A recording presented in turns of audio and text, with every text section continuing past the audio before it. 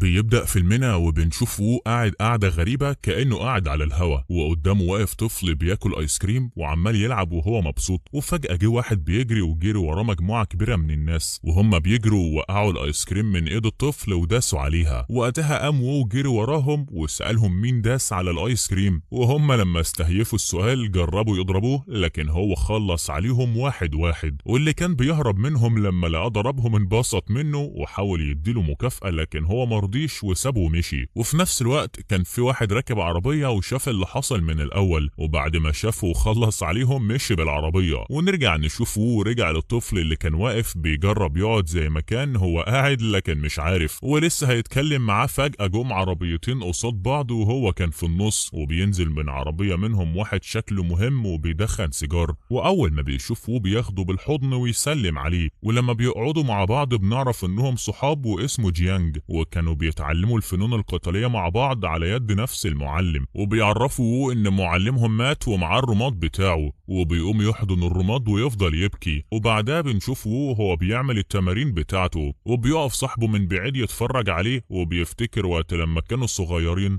وكان بيعيط لما المعلم بتاعه بيضربه عشان سرق الأحذية الحديدية، وكمان ضربه وطرده وكان بيتوسل ليه خليه لحد ما يعلمه كونج فو الركلة الحديدية. وبيصرخ في المعلم وبيقول له اشمعنى وو بيتعلمه كل حاجة وانا لا، والمعلم بيقول له انت ندل ما تستحقهاش، وبيرميه بره ويقفل في وشه الباب. وبيفتكر وهو متأثر جدا بالأحداث وباين عليه متضايق وعايز ينتقم. ونروح نشوف فو شكله كده رئيس عصابة وبيضرب واحد بالنار لانه خاين، وبعدها بيرموا جثته للنمر علشان ياكله. وبعدها بنشوف جيانج واخد وو رايح شركة حراسة بتاعته، وبيوريه الحراس وهم بيتدربوا، وبيقول له كل دول ابطال مش ناقصهم بس غير وجودك بينهم. وبيجي واحد مهم علشان يختار حارس من شركتهم، وبيوريه قد ايه كل اللي عنده جامدين وبيستعرضوا قوتهم. وفي نفس الوقت كان وو قاعد بيلعب مع كلب وبياكله، والراجل وقتها قال له انا عاوز الشخص ده. وبعدها جيانج بياخده ويقول له انا عارف كويس ان الكونغ فو بتاعك ممتاز، لكن عاوزك دايما ترجع لي لو حصل اي مشكلة وما تاخدش اي قرار من نفسك. وطول الوقت بيبقى باصص على الحذاء الحديدي بتاعه. وفي الطريق بيسأله الراجل المهم في العربية انت عارف انا ليه اخترتك انت بالذات؟ بيرد عليه وبيقول له لاني انقذتك، وبيكون هو ده نفس الشخص اللي كان بيجري ورا ناس كتير وربهم وانقذه واسمه ليه. وقتها بيقول له ده السبب، لكن السبب الاهم هو انك راجل بسيط. وبياخده ويروحوا على بار، وهناك بتكون في بنت سهرانة هناك وهي بنته، وبتتخانق مع 2 رجالة وتضربهم، لكن واحد منهم بيشيلها ويجي يخرج بيها. بيوقفوا الراجل المهم، وطبعا هو بيقوم بالواجب مع اي حد يتعرض له، وبياخدها على البيت وبينيمها على السرير. وبعدها بينزل يركب عربيته وبيطلب من السواق يروح على اسم الشرطة. وتاني يوم بنشوف البنت صحيت من نومها وخدت الشاور بتاعها، ولما بتخرج بتتفاجئ بوو قاعد قعدته المفضلة، ولما بتشوفه بتتخض وتصرخ. وبعدها بتحاول تتصل بابوها لكن بتلاقي موبايله مقفول، وبتطلب من وو انه يمشي لكن هو مش بيرد عليها. وبتفضل تشرح له في مساوئ شغلته حارس شخصي، وانه ممكن يتعرض للقتل في اي لحظة، وان حياته دايما في خطر. وبتعرض عليه فلوس كتير لكن برضه مش بيرد عليها. واول ما بتسأله انت عارف انا مين، اتفتح في الكلام وقال لها انت اسمك فاي، وقال لها كمان تاريخ ميلادها وفصيلة دمها وبتحب ايه وبتكره ايه وكل حاجة عنها بالظبط، طولها ووزنها ومقاساتها. وبعدها بنشوفه راكب معاها عربيتها وشكلها استسلمت للامر الواقع. وبيوصلوا للجامعة وبتشوف مجموعة من الشباب، واحد منهم اتحرش ببنته وضربها كمان، وبتكون عاوزة تخلص من وو، فبتروح فاي تضرب الشاب بالقلم على وشه، وبتقول له ان وو هو اللي قال لها تضربه. ولما بيروح له وقتها وو بيقول له انه ما يعرفهاش، وفورا الشاب بيطلع يجري ورا فاي لحد ما نفسها بينقطع. وكل ما تطلب من وو المساعدة يقول لها اعتذر الاول وانا اساعدك. وبمجرد ما بتعتذر بيمسك الشاب ويعلقه وهو ماسكه من دور عالي جدا، والشاب بيبقى مرعوب ويقول له ارجوك ما تسيبنيش. وبالليل في البيت بنشوف فاي لابسه فستان مغري وبتدلع علشان تلفت نظر وو، لكن بيكون قاعد بمنتهى الثبات ومش بيتحرك ناحيتها خالص. ولما بتفقد فيه الامل بتسيبه وتجري. وبعدها بنشوفه قاعد قعدته المفضله في الجنينه وهي واقفه في الشباك، وهما الاتنين بيفتكروا موقف واحد في نفس اللحظه، وهو ان في راجل بياخد طفل من ايده وبيكون على دراعه اثر لجرح وبيرميه من مكان عالي. وكمان فاي بتفتكر نفس الموقف وهي بتكون لسه بنت صغيره واقفه في شباك بتشوف الراجل وهو بيرمي الولد. وفي نفس الوقت بيدخل الجنينه رجاله لابسين ماسكات على وشهم. ونروح مره تانية لزعيم العصابه فو،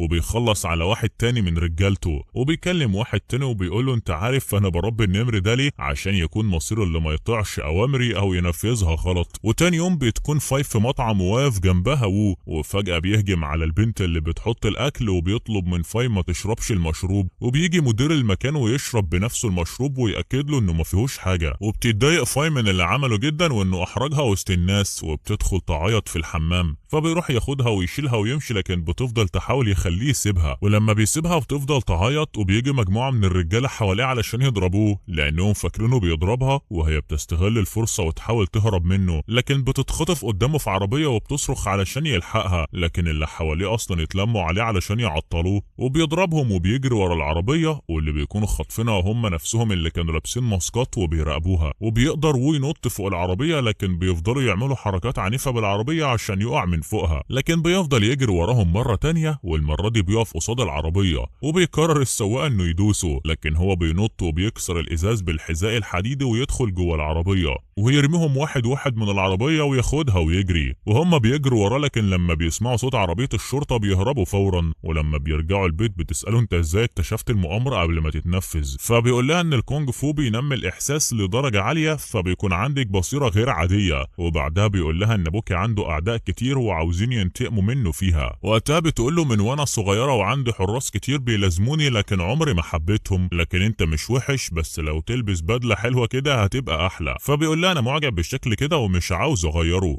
وبعدها بيقوم يمشي وهي تطلع تنام، وبتمسك صورة وتبص عليها وهي بتعيط وباين عليها صورة امها. نروح نشوف واحد من رجالة فوق قاعد مع جيانج وبيقول له الرئيس بيعتبرك زي ابنه، فبيرد عليه وبيقول له انا عارف ومش محتاج حد يقول لي، واكيد انا هعمل اللي مطلوب مني على اكمل وجه. ونرجع مرة تانية لوو قاعد بيفتكر نفس الولد بعد ما وقع من مكان عالي، وتقريبا كده بيكون هو الولد ده، وبيفتكر معلم الكونج فو بتاعه، وهو بيوصيه على استخدام الركلة الحديدية في الكونج فو الاستخدام الصحيح، وبيقف يتدرب وبيفتكر التدريبات العنيفة اللي كان بيتدربها وهو صغير. وبنشوف اثر لجرح اللي على دراعه، وبنتأكد ان هو نفس الطفل اللي اترمى من مكان عالي. وبيفتكر شكل الخاتم اللي كان في ايد واحد من الخاطفين فاي، وهو نفس الخاتم اللي كان في ايد واحد من اللي كانوا بيطاردوا ابوها، يعني هما الاتنين نفس الشخص. وبعدها بنشوف وو راح يقابل جيانج وبيسأله وبيقول له قول لي يا وو، هو الانسان ممكن يتغير؟ وقتها قال له ما انت اتغيرت بتسأل ليه؟ فرد عليه وقال له العالم بيتغير وانا لازم كمان اتغير. بص حواليك كده، ده كان اكبر مصنع للحديد والصلب، بعد كده هيبقى مقر شركة الحراسة بتاعتي اللي هعلمهم فيها الركلة الحديدية. وبيكمل كلامه ويقول له من بكرة انت هتبطل تحرس بنت ليه، لكن وو بيسأله ليه، فبيتعصب عليه ويقول له انت ما تسألش ليه، انت تنفذ الاوامر وبس. فبيقول له اسف انا مش هنفذ اي اوامر، ومش هيسيبها. فبيغضب اكتر وبيقول له انت لسه ما تعرفش حاجة عن الشغل والحياة، انت كنت كل حياتك الكونج فو التدريبات والركلة الحديدية اللي المعلم ما اداش سرها لحد غير ليك انت، ولو انت بتعتبرنا اخ ليك لازم تثبت لي وتقول لي سر الركلة الحديدية. وبيبدأ يشتبك معاه وعاوز يستخدم رجليه في القتال علشان يعرف السر، لكن وو بيكون حريص انه ما يعرفوش اي حاجة وبيفضل يتقاتل معاه. وفجأة بيقول له جيانج من دلوقتي احنا مش اخوات وما بقتش تهمني خلاص، وبيتضايقوا جدا من اللي حصل. وبعدها بنشوفه في العربية مع فاي وبتلاحظ انه زعلان، ولما بتسأله مالك بيقول لها مفيش، وبياخدها على مكان يستخبوا فيه بعيد عن العصابة اللي بتطاردها. وبتسأله اذا كان ابوها في خطر، فبيقول لها انت في خطر اكبر منه ولازم نفضل مستخبيين وهنستنى لحد ما يظهر ابوكي وهو اللي عارف المفروض نعمل ايه. وبعدها بنشوف جيانج قاعد بيفتكر هو ازاي اتعرف على فو لما كان بيتخانق مع واحد من رجالة فو ضربه بقوة وكان هيخلص عليه. وقتها عجب فو قال له انت من النهارده راجل من رجالتي. وبعد ما بيفتكر بنشوفه قاعد مع 2 من رجالة فو بيخطط لانهم يعملوا انقلاب عليه، لكن واحد من الرجالة بيقول له الموضوع مش بالسهولة اللي انت متخيلها. ونرجع نشوف فو بيتمشى هو وفاي وبتسأله هو الحذاء بتاعك تقيل؟ قال لها كل ناحية بتوزن 25 كيلو. وبتقول له لابسه بقالك قد ايه؟ فبيقول لها بقالي 8 سنين وهفضل لابسه 10 سنين كمان. وبتطلب منه يعلمها كونج فو، فبيقول لها لازم تدفعي لي الاول قبل ما اعلمك، وبيقف يعلمها بعض الحركات، وهي كمان بعدها بتعلمه السواق لانه مش بيعرف يسوق. ونروح مرة تانية الفل اللي بيكون خاطف ليه من اليوم اللي ركب في العربية وقال للسواق يطلع على اسم الشرطة.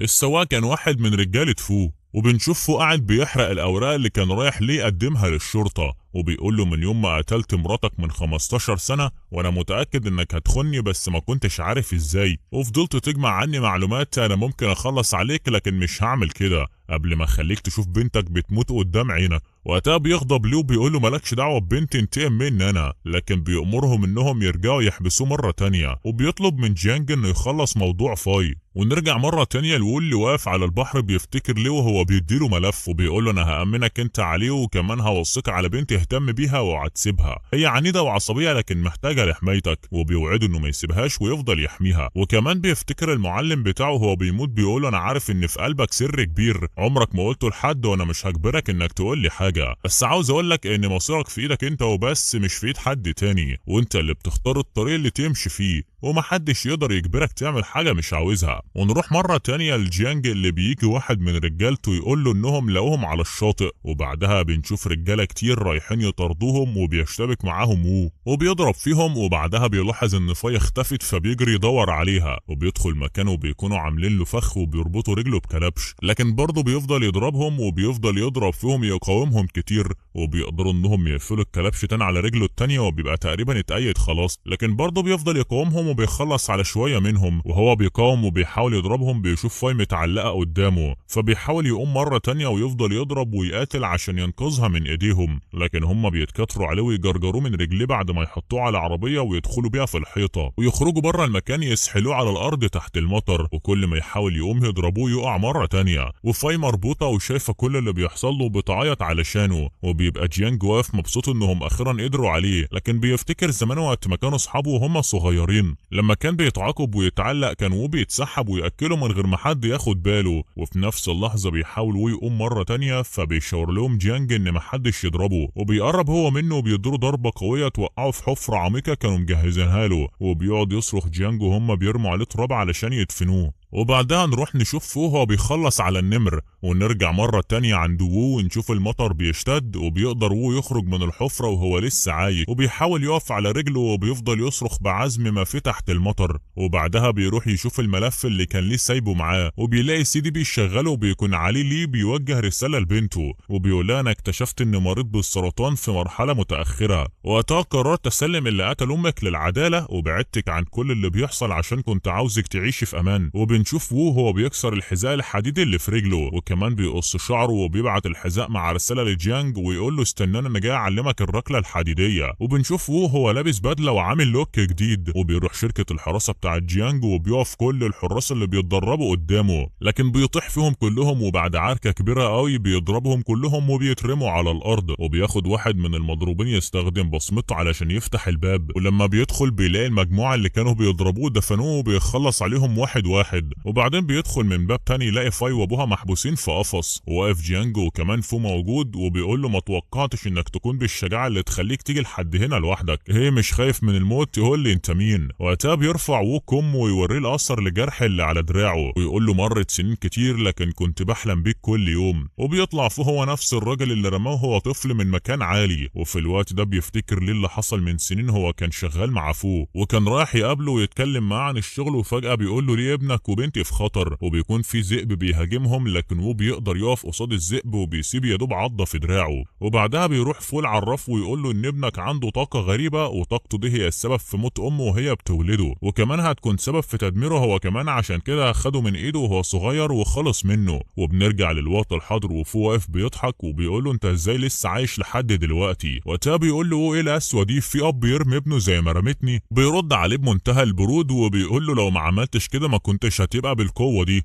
وبيفضل يضحك بصوت عالي وبيشاور لواحد من رجالته وهو بيقول له وريني اذا كنت هتبقى اسرع من الرصاصه ولا لا. وقتها اللي امره بيضرب رصاصه لكن جيانج بيكون لابس قبضه حديديه وبيمسك الرصاصه في ايده. وقتها بيتعصب فوق بيقول له انت كمان هتخني؟ فبيرد عليه ويقول له انا فضلت في خدمتك سنين وسمعت كلامك في كل حاجه، حتى اخويا دفنته حي عشان انفذ اوامرك، لكن انا مش هتنازل عن حلمي في ان اتعلم اسرار الركله الحديديه. وبيهجم في اللحظه دي على وو علشان يعلمه الاسرار اللي عاوز يتعلمها، وبيفضلوا يضربوا بعض شويه وبيقدر وو يعمل اصابات مؤلمه لجيانج. وقتها بيقول له المعلم ما كانش عادل معانا، كان بيعلمك حاجات مش بيعلمها لحد. وقتها بيأمر فو انهم يخلصوا على جيانج وبيزعل وو جدا لما بيلاقيه اتضرب بالرصاص، وهو بيموت بيقول له عشت طول عمري فاكر ان حياتي بائسه لكن طلعت انت اكثر مني بؤسا، وبيقول له ما تزعلش انا استاهل النهايه دي عشان كل اللي عملته. وبيموت وهو بين ايديه وبيقوم علشان يهجم على فو لكن الراجل بتاعه بيضرب وو بالرصاص وبيقع بيقع على الارض، ولما بيقرب منه عشان يتاكد انه مات بيفتح عينه ويقوم يضربه مره تانية ويخلص عليه، ويروح لفل بيقول له اقتلني انا عارف ان نهايتي هتكون على ايدك، وبيكون خلاص هيخلص عليه فعلا، لكن في اخر لحظه بيتراجع وبيقول له انا عمري ما هكون زيك، وبيسيبه وبيمشي وبيصرخ فوق ويقول له لازم تكون زيي وتكمل طريقي. وبيخلص فيلمنا وبنشوف فاي رايحه تزور قبر ابوها اللي مات، وبتقول له انها هتسافر لانها دلوقتي تقدر تحمي نفسها، وكمان هو واقف في مكان عالي ومعاه رماد ابوه اللي مات هو كمان، وبيقول انا عمري ما هبقى زيك، وبيرموا الرماد في الهوا. ولحد هنا بيخلص فيلمنا.